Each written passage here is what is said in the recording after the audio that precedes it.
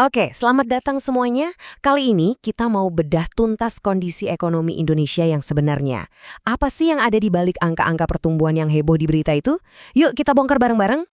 Kita mulai langsung dengan kutipan yang nusuk banget ya. Pernyataan inilah yang jadi pondasi dari seluruh pembahasan kita. Bahwa ada cerita lain, cerita yang tersembunyi di balik narasi ekonomi kita yang katanya baik-baik saja. Pertama-tama, yuk kita lihat dulu cerita yang sering banget kita dengar di media. Gambarannya kan selalu kelihatan positif kan? Keren banget gitu. Angka ini pasti udah nggak asing lagi di telinga kita ya. Ekonomi Indonesia disebut tumbuh stabil di sekitar 5% tiap tahun. Katanya sih ini salah satu yang tertinggi di kawasan. Secara teori, ini harusnya kabar yang luar biasa bagus. Terus ditambah lagi dengan berita kayak gini. Seolah-olah ini jadi konfirmasi kan? Kalau ekonomi bagus, masyarakatnya juga pasti bahagia dan sejahtera. Semuanya kelihatan sempurna. Tapi, disinilah masalahnya mulai kelihatan. Angka rata-rata itu bisa menipu banget. Ada analogi cerdas nih buat ngejelasinnya.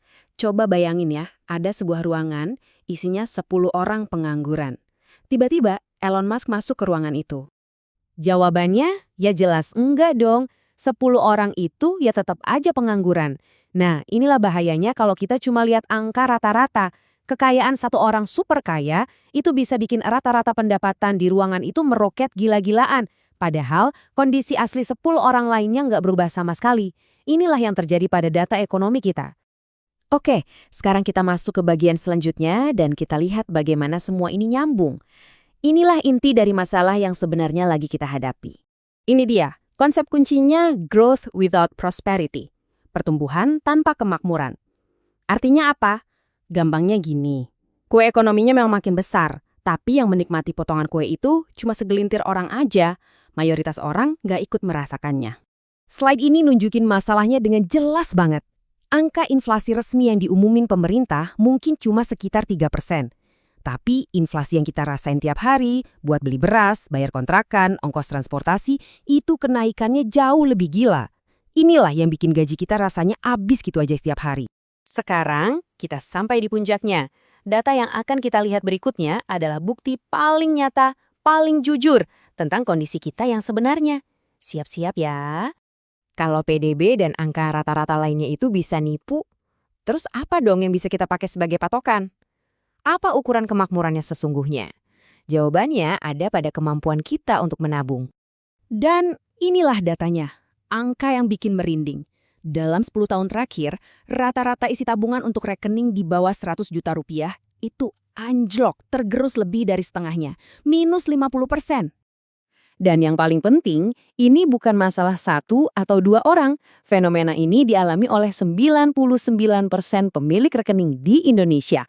99% itu artinya hampir semua orang, kecuali segelintir orang di puncak piramida.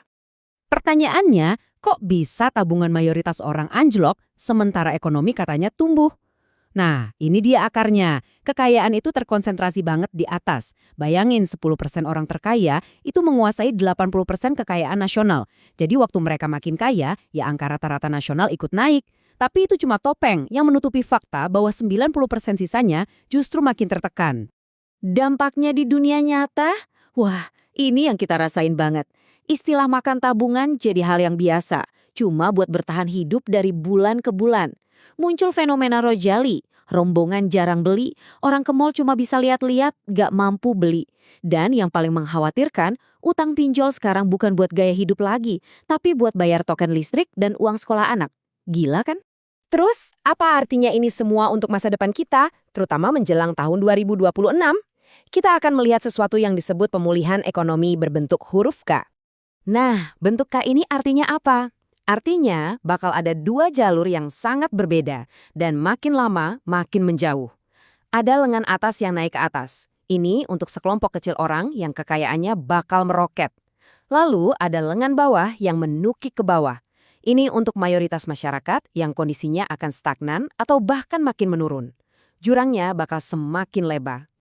Tentu aja, setelah tahu semua ini, pertanyaannya sekarang, terus kita harus gimana? Apa yang bisa kita lakukan? Oke, mari kita masuk ke bagian terakhir untuk melihat beberapa strategi persiapan. Rekomendasinya dibagi dua, tergantung posisi kita ada di mana. Buat kita yang merasa ada di lengan bawah, pesannya jelas, bertahan hidup. Kencangkan ikat pinggang, hemat sebisa mungkin, dan fokus cari cara apapun untuk nambahin pemasukan. Side hustle itu bukan lagi pilihan, tapi sudah jadi kewajiban. Sebaliknya, buat teman-teman yang beruntung ada di lengan atas, sarannya justru belanjakan uangnya.